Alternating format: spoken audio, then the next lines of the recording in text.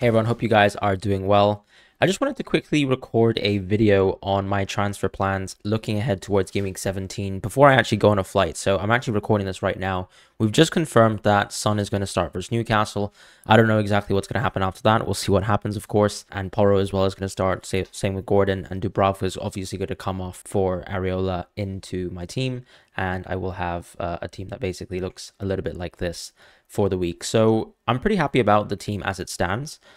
Although, of course, everyone will know watching the video that Haaland, of course, was not in the squad for Luton. And so a lot of questions will be asked in terms of, how long Haaland is out for. And it doesn't seem like Pep's comments so far really confirm what that is. As far as my live rank, just because there's around 4 players for my team to play, I don't really know where that's going to fall. I'm hoping, of course, that it ends up in a green arrow. I think my only threat right now is Trippier, so it's more than likely going to be looking like a good week. We'll see what happens. I'll probably update the thumbnail later on with that, but just quickly talk about Haaland. I think the initial thoughts really with my transfers are really to focus on how long that Haaland injury is.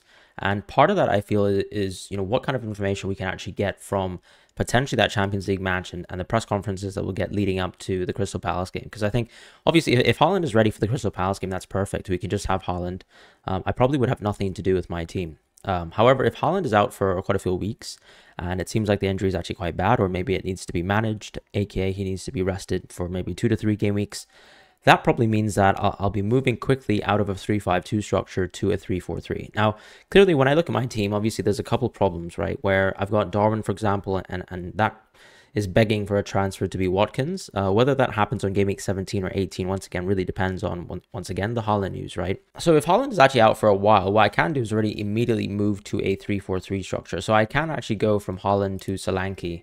And the reason why I would be dodging Watkins for Game Week 17 is because Watkins is playing Brentford away. So I think that the best scenario, obviously, is to take charge of, let's say, Dominic Solanke, who plays Luton, Nottingham Forest, and Fulham instead, and actually go into Solanke here. And because of the blank on Game Week 18, what I would simply be doing is going to Watkins on Game Week 18, and I would kind of have a team structure looking like this, a 3-4-3 setup where hopefully Cash will actually come back and play.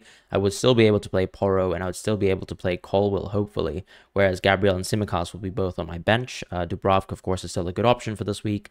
All the midfielders here are relatively good. Obviously, Salah and Saka, not great games, but because I'm not going to be transferring them out, outside of Salah for AFCON, then the team structure can stay like this. And maybe, obviously, on game week, let's say 19, I could potentially take a hit out for Haaland, or just wait until game week 20 when he plays versus Sheffield United.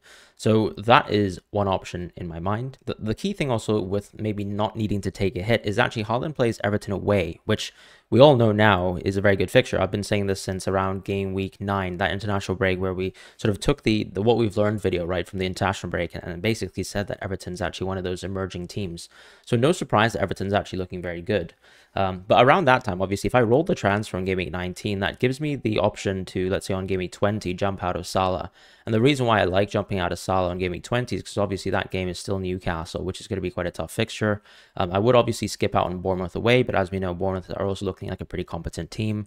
I wouldn't feel so bad about going from Salah to Haaland on that time. The question, I suppose, is who goes out of my team? And maybe really the answer would be Solanke, because Solanke on game week 20 has Spurs, Liverpool, and West Ham back-to-back. So if I go out of Salah, then maybe move into, who knows, let's just say Willian preemptively, right? Or maybe Andreas, because I know Willian got injured today. We could easily go towards Haaland. Well, that's not going to really work, but sorry, of course, that would work. But I could easily spend a little bit more money on the midfield too. So maybe if we go spend that sort of money on, KDB probably won't be back by then. I think we expect KDB to be back in the Newcastle game, which is game week 21. I wouldn't be able to afford him then, but I think obviously the idea is any option really is on the table for me then. And could be something as simple as Bowen as well, just because I think West Ham actually have a decent sort of run of fixtures starting then, which is going to be Brighton, Sheffield United, and Bournemouth. So, for example, I could easily go into Bowen then. Maybe if Maddison is actually fit, I'm just thinking, could even jump onto Maddison as well, for example. So Maddison can easily be an option then too. And so that's, for example, the general rough transfer plans. And part of that, of course, is sort of based on whether Cash is going to be fit and ready to play in Game Week 18. Because if he's not fit and ready to play in Game Week 18, I might just have to take a -4 to sort of change Cash into another asset who could be quite useful. So for example, just simply swapping cash at one point for someone like Pau Torres could be an option, right? Because we probably expect that this Pau Torres fella is going to be fantastic for us in terms of the minutes. I mean, so far this season, it's been brilliant outside of Game Week 1. So I don't really think I have too many concerns if I was to move into Pau Torres. And obviously, as you can see, there's still a lot of money left in the bank to sort of use, and it just really depends on what we want to do. A lot of people will be asking the question about why I own Darwin. And I think, yeah, I mean, obviously, I regret that sort of Watkins to Darwin transfer. But as I said, I didn't really have the news on Watkins, and I didn't really want to have Archer coming off the bench. But if I move into a structure like this is very, very healthy for FPL. And we can obviously think about, ways to bring Salah back later on. Son will obviously have to go as well. So actually a lot of the money in my team, can be reused. So when Son goes out, we obviously have the option to go, De Bruyne potentially as well on Game Week 21. So this could, for example, look like the team structure that I'd have many, many weeks later. And we'll also have to think about Trippier. The one thing about Trippier, though, is obviously his fixtures are very good starting from Game Week 17. I'll probably miss Trippier from 16 onwards to obviously 20.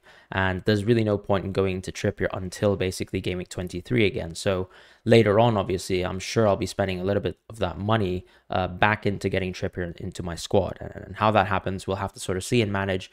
But I do think, going back to things, the simple structure, as I said, is to sort of stick with this structure. Think about either Darwin to Watkins as well. Because let's say if Haaland's not out for a while and Haaland has to stay in my team, let's say he's coming back for Crystal Palace, that's perfect. All I would really need to do is roll the transfer right next week on Game Week 17. And then actually on Game Week 18, I can probably bring Watkins in.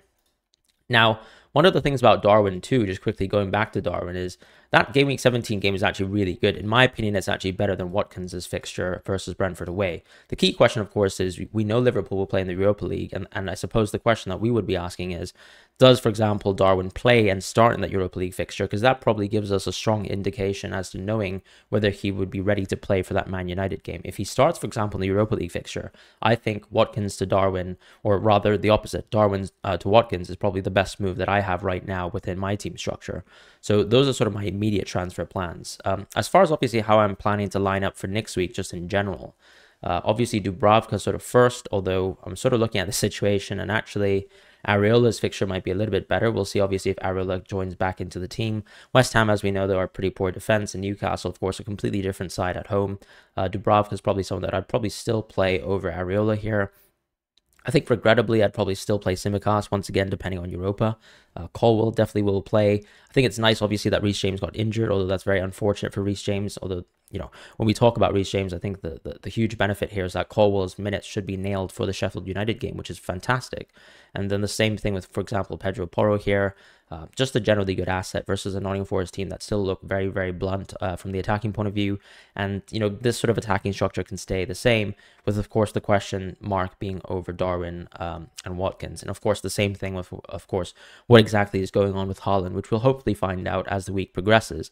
As I said, if Haaland goes out, what I might also do is simply just roll the transfer once again, provided that there's no Darwin updates or that Darwin gets rested in the Europa League, and just play Gabriel in this situation. I don't think this team is horrific. I would clearly just put the captaincy on Salah, probably the vice captaincy on Son in this instance, or maybe on Saka, for example, and actually persist with this team structure here. A 4-5-1 for 1 week before we actually move on to, being able to sort of clearly assess what is going on with Haaland, and also clearly assess what am I going to do with Watkins and maybe even Aston Villa assets. Because I think around that time, if people, let's say, have still a midfielder transfer to make, we could definitely be thinking about Douglas Luiz. We could be thinking about players like Doucouré just to save money, or once again, the Fulham assets who have been doing incredible. So players like Andreas or Willian, those are definitely going to be go-to transfers on Game Week 18. We might even think about, let's say, Raul Jimenez as well. I think the only issue with Jimenez is his minutes still are pretty poor. But you could even be looking at something as simple as, let's say, getting a Fulham defender, right? Fulham have looked both pretty good on the attacking and offensive end. I think they've definitely been overperforming a little bit in terms of the amount of goals that they've scored.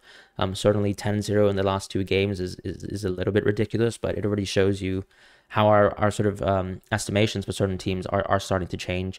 Bournemouth, Fulham, Everton, these are the teams I would say where, fortunately, with Fulham and Bournemouth, their underlying stats have started to shift recently within the last few games, whereas with Everton, I think we saw that many, many weeks back already, but they weren't getting the results. But Everton finally have gotten points on the board, really, after that point deduction. So that's huge for Everton. So really, we have a lot of options available to us, and I think there's a lot of flexibility now, particularly if, let's say, Haaland is out. That would actually make FPL a little bit more fun, I suppose, in terms of how drastically different our teams are. Because I recognize, obviously, my attack is probably 7 out of 8, or like maybe even 6 out of 7, the same as everyone else's team. Now I actually just have a worse asset in terms of Darwin compared to Watkins. So that's one thing to think about. In terms of keeper transfers, I know Sanchez potentially may have been injured. So we need to look into that as well, because Chelsea have a great run of games. And so if you're looking for a cheap keeper, you might even have an option there in a Sanchez replacement. That's, for example, the landscape that I think we have right now in FPL. But those are my thoughts in terms of my transfer plans so far. Thank you guys so much for watching. Hopefully I get a green arrow whenever I land, and we'll see what happens. But thank you guys once again. If you guys can like and subscribe, that would be absolutely lovely. Feel free to comment your thoughts in terms of your transfer plans, and we'll see what happens. And the cheat sheet and the team selection, of course, will be updated ahead of time. So thanks again, you guys, and see you soon.